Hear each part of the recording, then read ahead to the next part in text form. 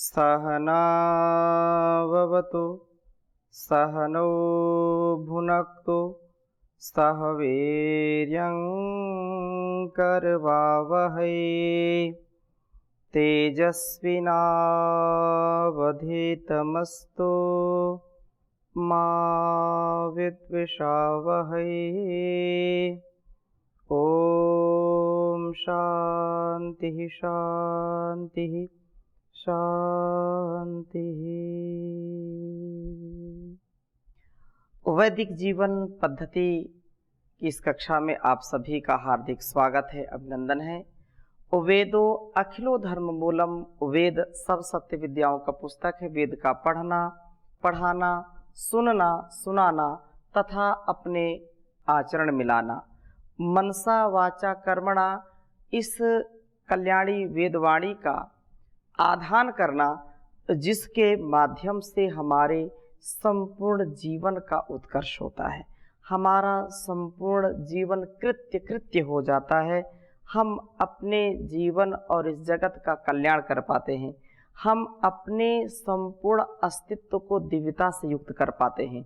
तो यह जीवन कितना सुंदर है, कितना सरल है, और इसको संयम के साथ जीना, इसको संयम की डोर में बांध करके संयमित, व्यवस्थित, मर्यादित, अनुशासित जीवन जीने वाला व्यक्ति वास्तव में अपने मन, वाणी, कर्म, अपने संपूर्ण अस्तित्व को संयमित रख करके ब्रह्मचर्य से युक्त जीवन जीता है।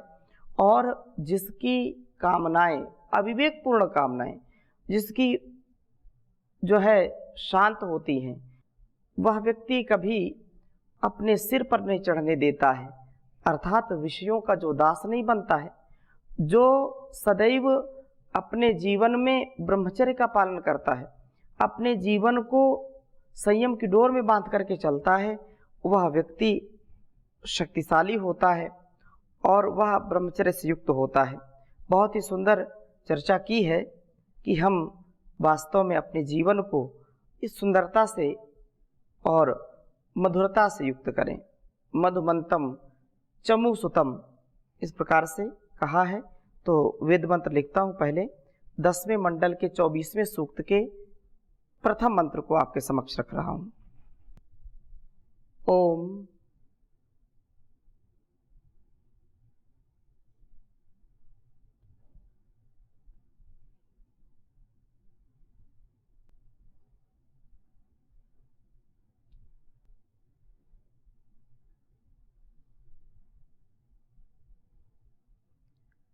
इंद्र सोममिमं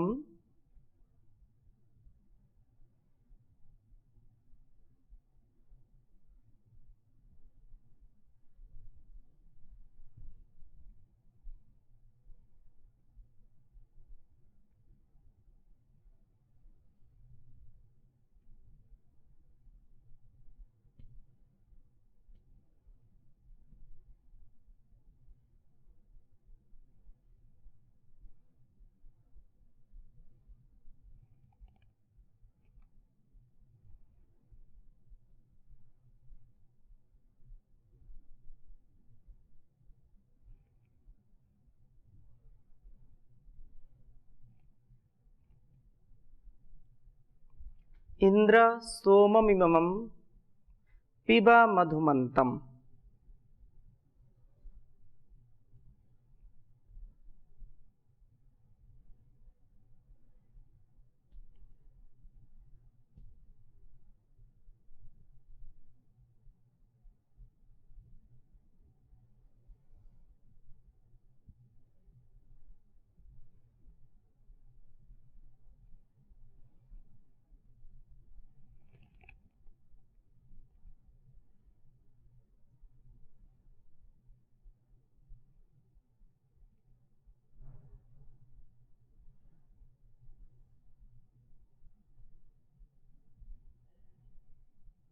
चमु सुतम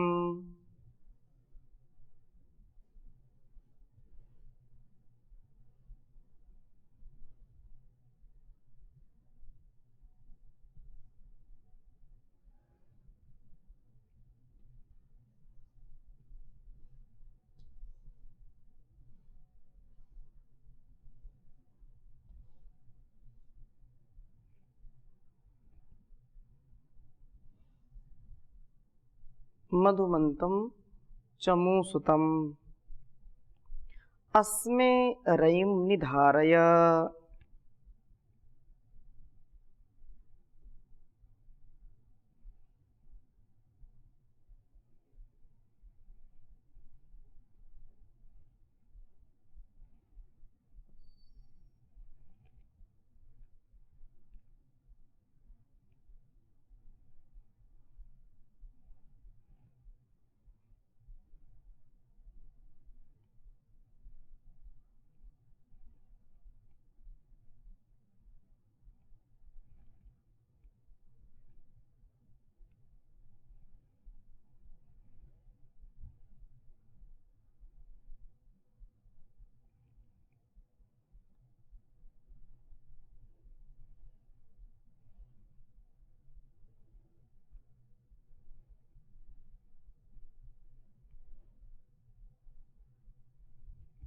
रयिं निधारय विवो मदे।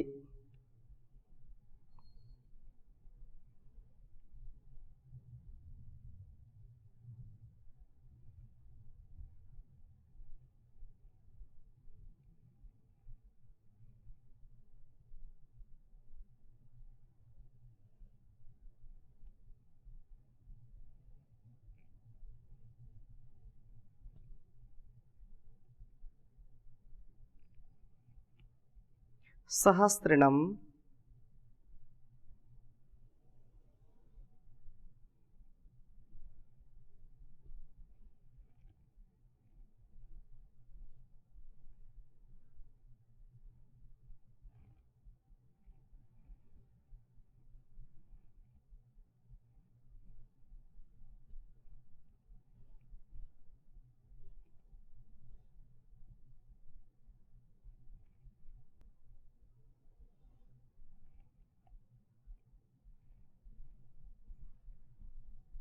सहस्रिणं पुरोवसो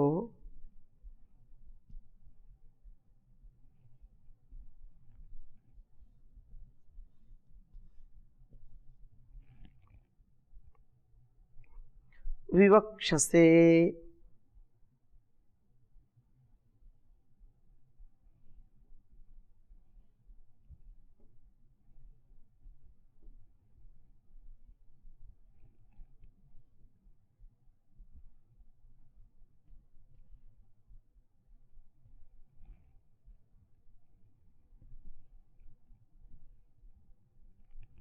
ऋग्वेद के 10वें मंडल के 24वें सूक्त का यह पहला मंत्र है।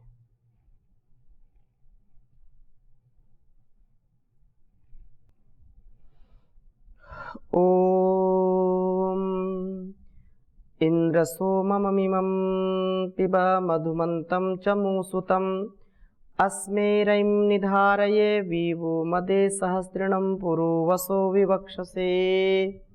ओम इंद्र सोममिमं पिबा मधुमन्तं चमूसुतम् अस्मे रयिं निधारय विवो मदे सहस्रिणं पुरोवसो विवक्षसे।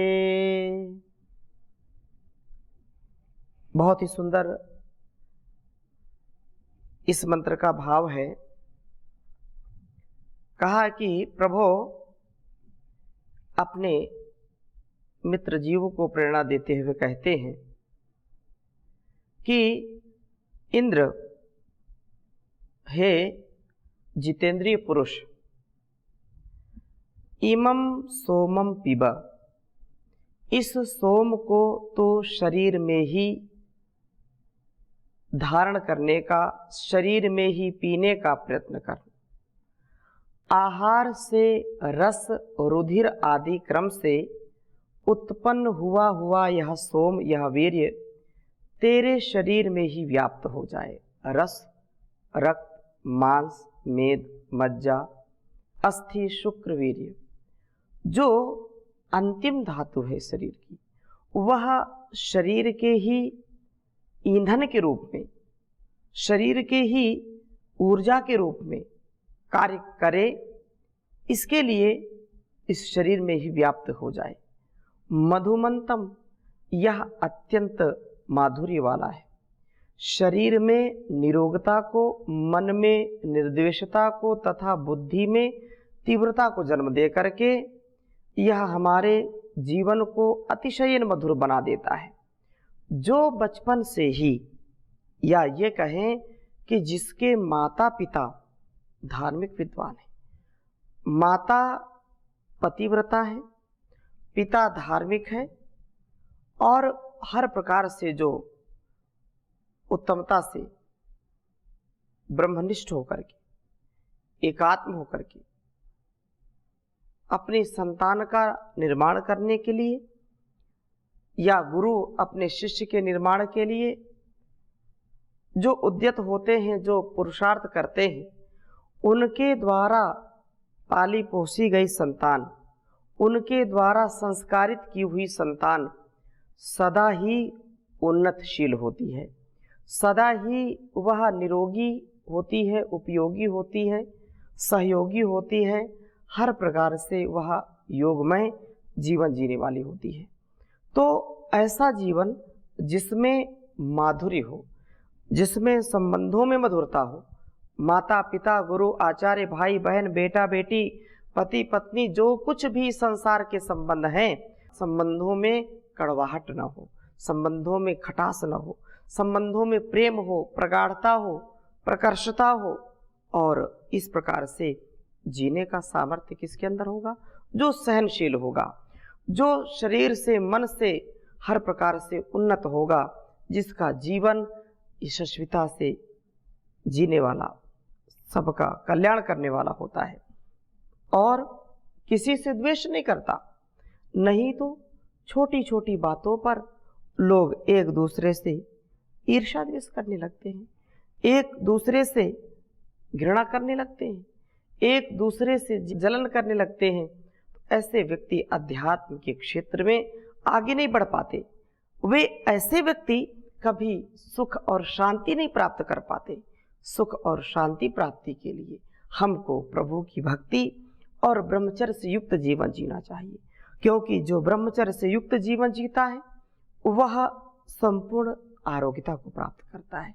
वो तन का रोग भी और मन का रोग भी, चिड़चिड़ा नहीं होता, वो उलझन नहीं होती, उसका वात पित्त कफ संतुलित होता है, वह मस्तिष्क से तेजस्वी होता है, देदीप्यमान होता है। और उसकी जब ऐसी तेजस्विता, उसका वाणी का माधुर्य बढ़ जाता है, उसका संपूर्ण अंग अंग दिव्य और भव्य बन जाता है। तो यह ब्रह्मचर्य का बहुत बड़ा महत्व है। इसलिए अतिशय यह जीवन को हमारे मधुर बना देता है। और चमू सुतम चम्बोह द्यावा पृथ्व्योः, मस्तिष्क और शरीर, ये मस्तिष्क और शरीर, यह सोम चमू अर्थात द्यावा पृथ्वियों, मस्तिष्क और शरीर के निमित्त ही पैदा किया गया है।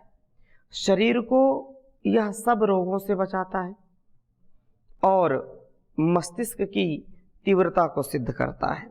मस्तिष्क तीव्र हो जाता है, बुद्धि तेज हो जाती है और हर प्रकार से शरीर का और मस्तिष्क का भरण पोषण करता है।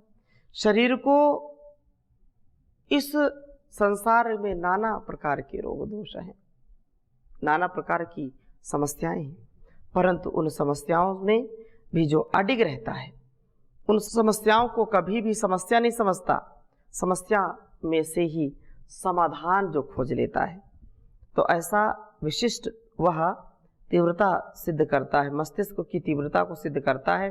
प्रभु कहते हैं वह तुम्हारे विमदे विशिष्ट आनंद के निमित्त अस्मे हमारे सहस्त्रम हजारों की संख्या वाले अथवा प्रसन्नता को जन्म देने वाले परईम धन को निधारय, निश्चय से धारण कर अथवा नम्रता से धारण कर।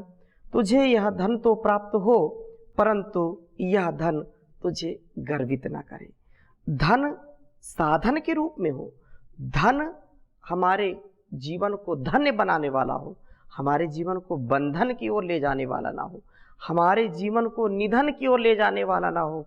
ऐसा धन जो तन मन वतन के काम आए, इस जीवन का संपूर्ण आनंद सुख की समृद्धि की प्राप्ति हो सके। इसलिए कहा रईम, हजारों की संख्या वाले अथवा प्रसन्नता को जन्म देने वाले रईम, धन को निश्चय से धारण कर अथवा नम्रता से धारण कर, तुझे यह धन प्राप्त हो, परंतु धन तुझको गर्व से युक्त न करे।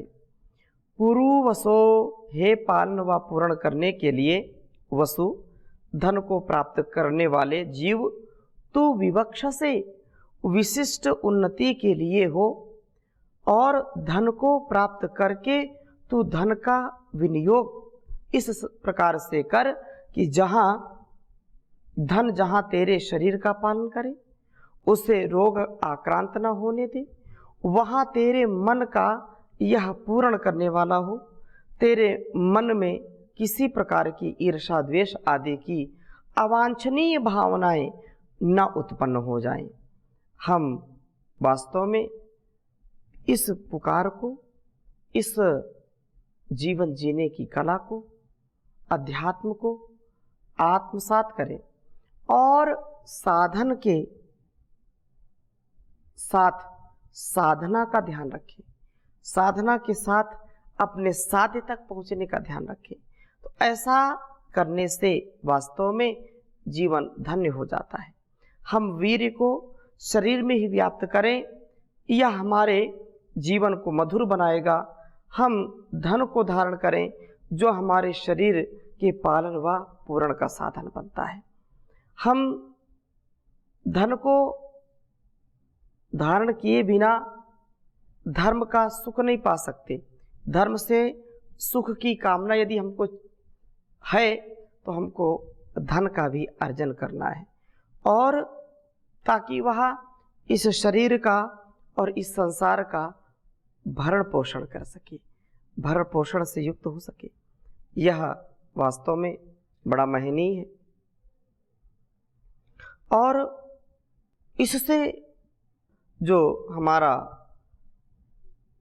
काम क्रोध लोभ या ईर्ष्या द्वेष की भावना है, इससे अपने आप को बचाएं। तीसरे मंत्र में कहा है कि हे प्रभु,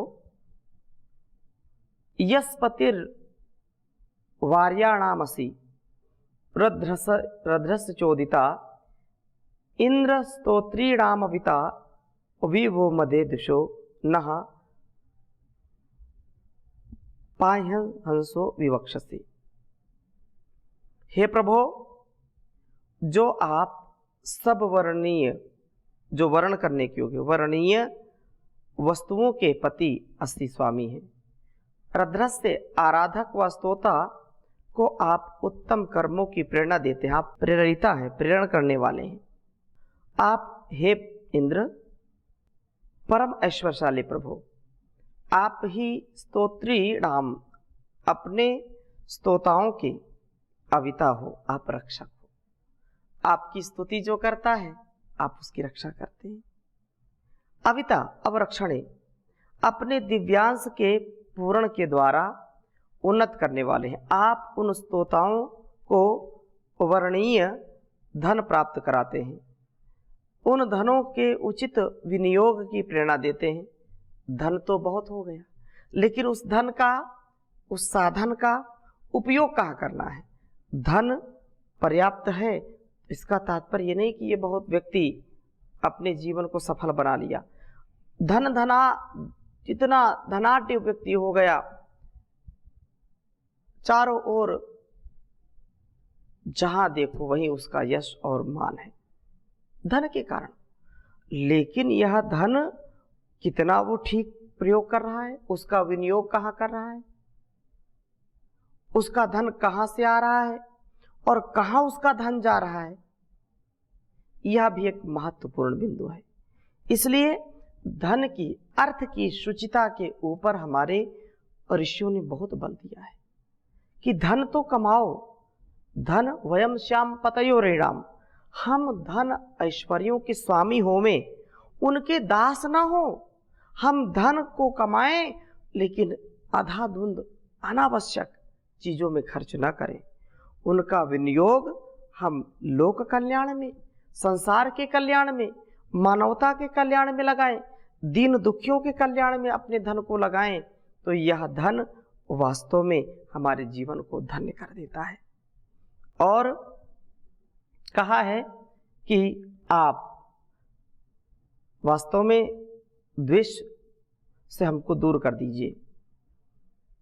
आप रक्षक हैं, हमको इस धन की कैसे सुरक्षा करनी, कैसे कहाँ लगाना है, उसका आप विनियोग हमको बताते हैं, इस प्रकार उन्हें उन्नत करते हैं। हे प्रभु, वह आपके विमदे प्राप्ति के आनंद के निमित्त न हमें द्विषः द्वेषों से तथा अमहसः पापों से पाही बचाइए। द्वेष व पाप से ऊपर उठ कर के ही तो हम आपको प्राप्त कर सकते हैं। विवक्ष से आप ऐसी कृपा कीजिए प्रभु कि हम विशिष्ट उन्नति वाले हो सकें। आपकी प्रेरणा को सुन कर के हमारे जीवन में निर्द्वेषता आ जाए, हम किसी से भी ईर्षा द्वेष ना करें और निष्पाप बन जाए हमारा जीवन, हम पापी ना बने। हम प्रभु की आराधना करें जिससे हमें हर प्रकार से उन्नत जीवन जीने का मार्ग प्रशस्त हो सके हमारा।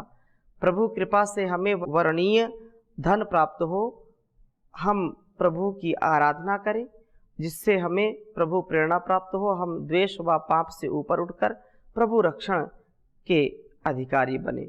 यह उन्नति का मार्ग ही वास्तव में हमारा मार्ग हो। हम कभी भी अवनति की ओर न जाएं, अधोगति की ओर न जाएं। हम ऊर्ध्व गति को ऊर्ध्वरेता बन करके और वेद के पथ पर चल करके अपने जीवन को बहुत ही सुंदर ढंग से जीने का प्रयत्न करने वाले हों।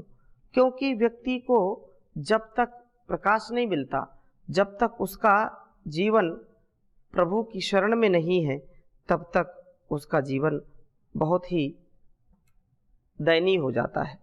हम प्रभु की कृपा पाएं, वह करुणा निधान है, वह सुखधाम है, वह निरंतर हमको प्रेरित करता रहता है। इसलिए कहा कि कुछ नहीं करुणा निधान चाहिए, कुछ नहीं करुणा निधान चाहिए, एक तेरी दया दयावान चाहिए, एक तेरी दया दयावान चाहिए। धन की लगन नहीं मन में समाए, जिसके नशे में तेरा नाम भूल जाए। ऐसा न कोई सामान चाहिए, एक तेरी दया दयावान चाहिए। आदमी न माने पर मान न पड़े, झोपड़ी में जिंदगी बिताना जो पड़े। कोठी न बंगला मकान चाहिए, कोठी न बंगला मकान चाहिए, एक तेरी दया दयावान चाहिए। दुनिया सताए तो सताने दीजिए, दिल भी दुखाए तो दुखाने दीजिए। दुनिया सताए तो सताने दीजिए, दिल भी दुखाए तो दुखाने दीजिए। मेहरबान तो ही मेहरबानी चाहिए, एक तेरी दया दयावान चाहिए। क्या कहें उसे जो तेरा नाम न जपे, हो कर के मगन सुबह शाम न जपे। ऐसी ना बेमोल जुबान चाहिए, एक तेरी दया दयावान चाहिए। कुछ नहीं करुणा निधान चाहिए, कुछ नहीं करुणा निधान चाहिए, एक तेरी दया दयावान चाहिए, एक तेरी दया दयावान चाहिए। ओम शांति शांति शांति।